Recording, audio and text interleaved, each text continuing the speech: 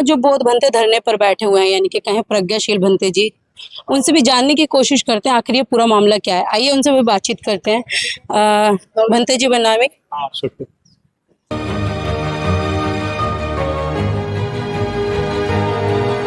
क्या लगता है ये आज जो 46 दिन हो गए हैं, क्या लगता है इस धरने का क्या मतलब रिजल्ट आएगा?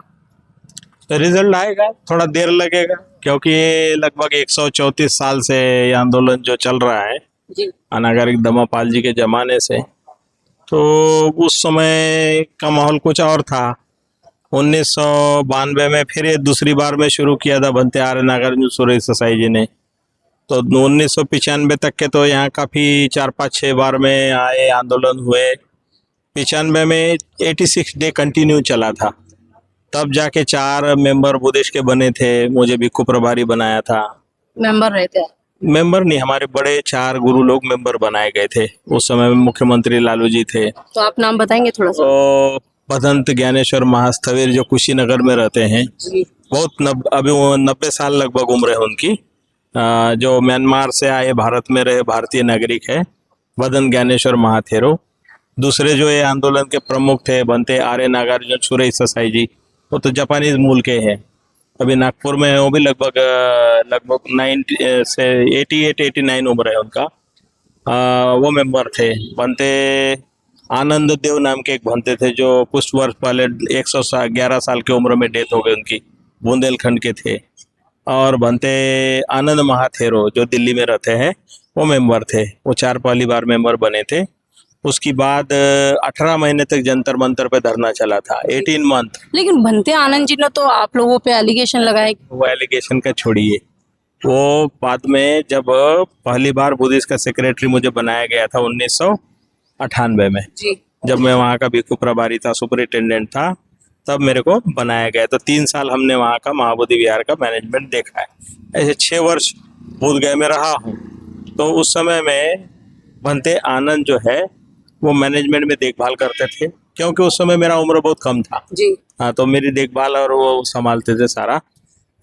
अभी फिलहाल जो है काफ़ी लंबा समय 20-25 साल का गैप हो गया। 20-25 साल का गैप हुआ और हमारे हिमालयन बेल्ट के तमाम बुद्धिस्ट लोग जो है वो अभी जागरूक होकर के इसके मूवमेंट के साथ में जुड़ना शुरू हुआ।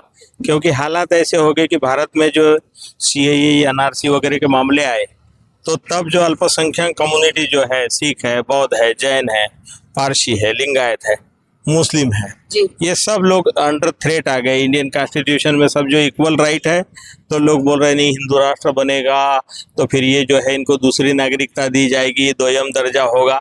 तब से बहुत से लोग सतर्क हो गए। और क्या हुआ कि आसाम, अरुणाचल, सिक्किम, ये प्रांत में कोई कोई बुद्धिस्ट लोगों पर हमले वगैरह भी हुए, बुद्धिस्ट मोनास्ट्री जलाई गई, और मुस्लिमों पर तो आए दिन होते ही रहा है। वो तो रेगुलर तो इसलिए क्या हुआ कि माइनॉरिटीज कम्युनिटी जो है वो जागरूक होकर के और सारी अलर्ट होकर के आगे आना शुरू हुआ। तो अभी ये मूवमेंट जो खड़ा हुआ, तो लगभग 2 साल से इसकी तैयारी चल रही है। कई बार दिल्ली में आए, उसके बाद 26 नवंबर को यहाँ पर एक बहुत बड़ा डेमोन्स्ट्रेशन हुआ। 17 सितंबर को पटना में अनागरिक धम्मपाल जी की जयंती मनाई गई। तो लोगों को जोड़ने का काम, प्रचार का काम पूरा करते करते अभी 2 साल पूरे होने में है। तो ये मूवमेंट जो रखा है, इसके पीछे तमाम मीडिया और सभी लोगों को जानकारी देकर के खड़ा किया हुआ है। तो पहले जैसे नहीं रहा है। पहले जो है सरकार के द्वारा या फिर किसी तरह से दबा दिए गए या ये हो गया, अब ये दबने वाला नहीं है। और अब जो है जनता अवेयर हो रही है बहुत अच्छी तरह से। लेकिन आज जो 1995 तक जो आंदोलन चला था, जो आपने कहा कि सरकार के द्वारा दबा दिया गया, वो कहीं ना कहीं कहा जा रहा है कि प्रज्ञाशील जी जो बनते हैं वो उसके मेंबर बने, उनको लालच दे दिया, जिसकी वजह से वो आंदोलन खत्म कर दिया गया। उस समय कोई लालच नहीं दिया गया था। मुख्यमंत्री लालू प्रसाद जी जो थे, उस समय उन्होंने कहा था कि इसको कैसे चलाओगे। तो इसलिए जब मेंबर बनाए, 4 मेंबर बनाए, तो एक शर्त थी कि इसका सौंदर्यीकरण करना, विकास करना और कैसे चलाओगे दिखाना। तो हमारे सामने चैलेंज था।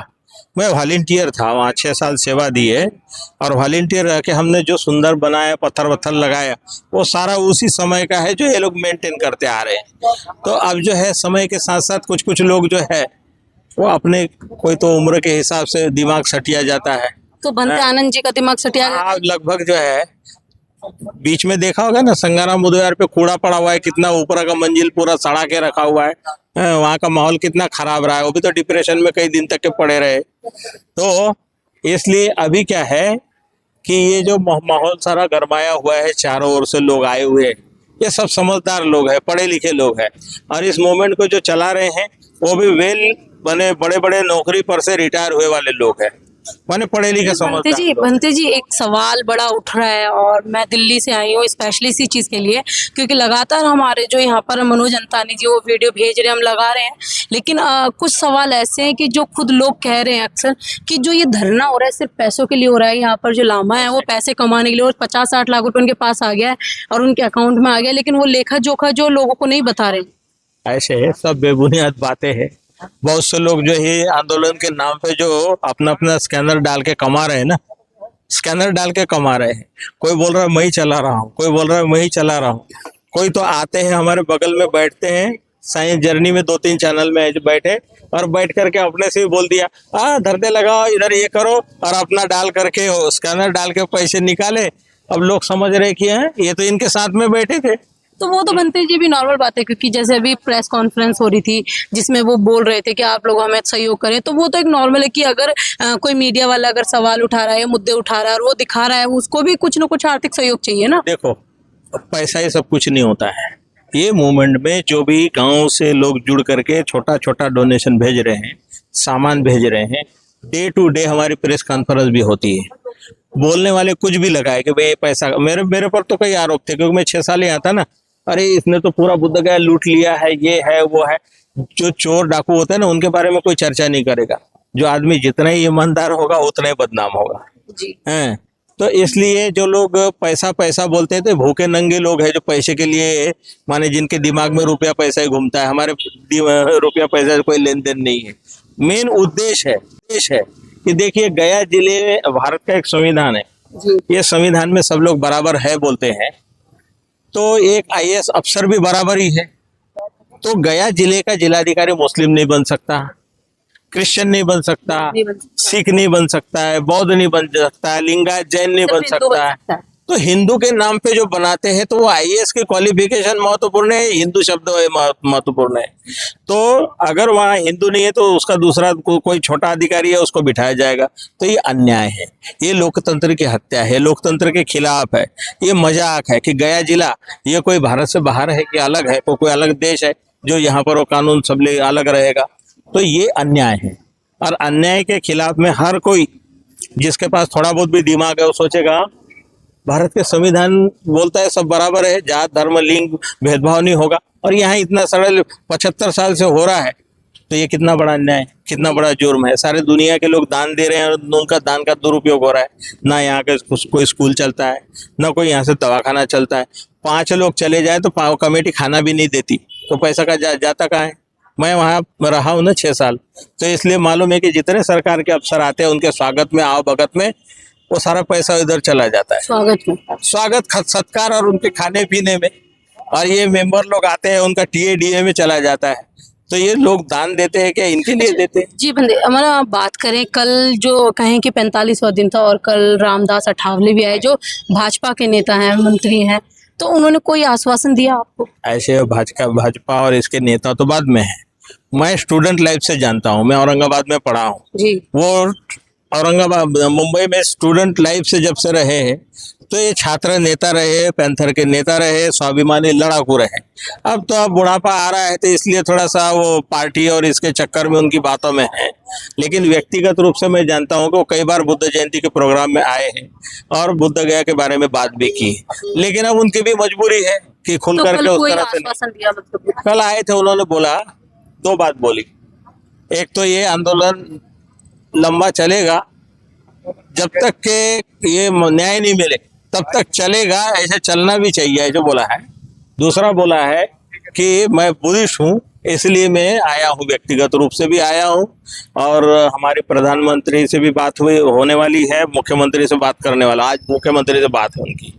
तो अब जैसे देखें कि जितने भी नेता हों, विधायक हों, अब 45-46 दिन के बाद आ रहे हैं, लेकिन शुरुआत में कोई भी यहाँ नहीं दिखाई दिया, क्योंकि उन्हें पहले से पता लग चुका। ऐसे है, पहले से पता नहीं है, कोई भी मामला है तो बहुत से लोग हैं तो भूख हड़ताल से हमने शुरू किया। जी। भूख हड़ताल का नाम सुना तो हमारे बड़े बड़े गुरु तो आए ही नहीं डर के हमारे, उनको लगा कि ये कहीं निरंजन नदी में ना लगा दिया हमको, तो इसलिए आए नहीं। अब आ रहे हैं क्योंकि धरना चल रहा है, खा पी के बैठ रहे हैं लोग। 1 तारीख से हम लोग यहाँ बैठे हैं, इसके पहले हम गोलंबर में बैठे थे जहाँ से आधी रात में सबको उठा ले गया था।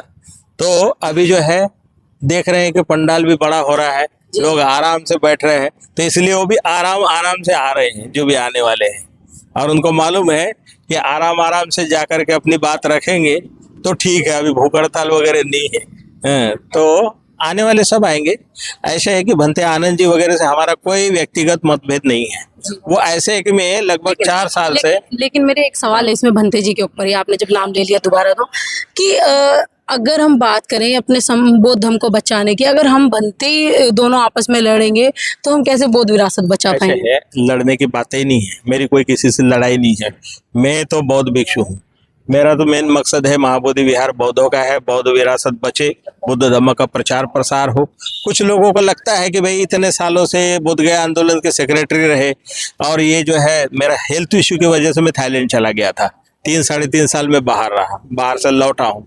तो वो महाबोधि विहार का सारा काम मैं संचालन वगैरह सारा संभालता था ना, यहाँ का बुद्ध जयंती वगैरह का। तो अभी उनका जो मेन सारा करता धरता करने वाला आदमी जब चला जाए तो वो तो भड़ास के चलते हो, तो अपना अरे वैसे हो गया वैसे होगा वो बोलते हैं। लेकिन 3-4 लोग मेंबर बने थे ना, भंते करुणाकर भी। भंते करुणाकर को मेंबर नहीं बनाया, इसलिए वो शुरू से ही विरोध में गालियां देते रहे, अभी भी देते हैं।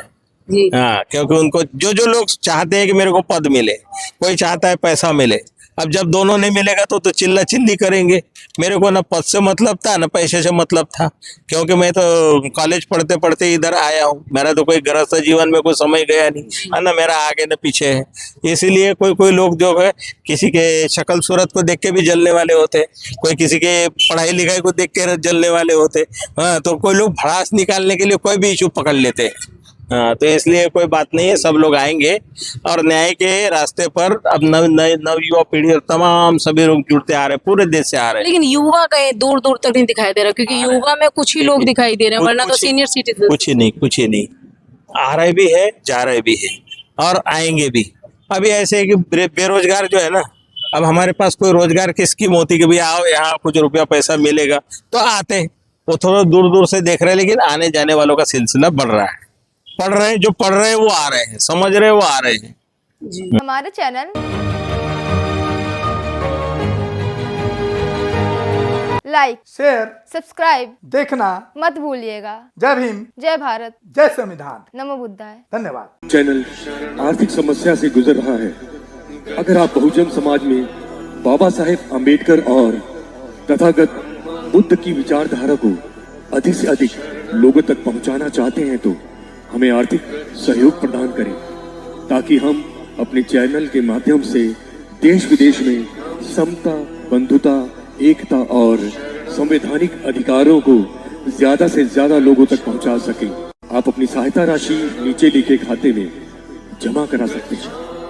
खाता धारक गौतम रत्ना, खाता संख्या 3169576865 IFSC कोड SBIN 0060336, बैंक भारतीय स्टेट बैंक।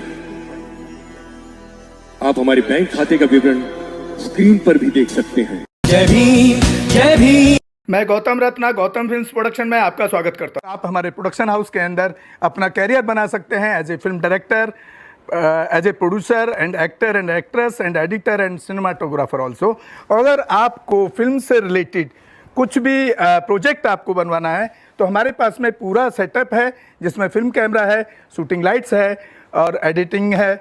सारा A to Z एक ही जगह पर आपको हमारे यहाँ पर मिल जाएगा। तो दोस्तों आप हमें कांटेक्ट कर सकते हैं हमारे नंबर्स पर 9810085714।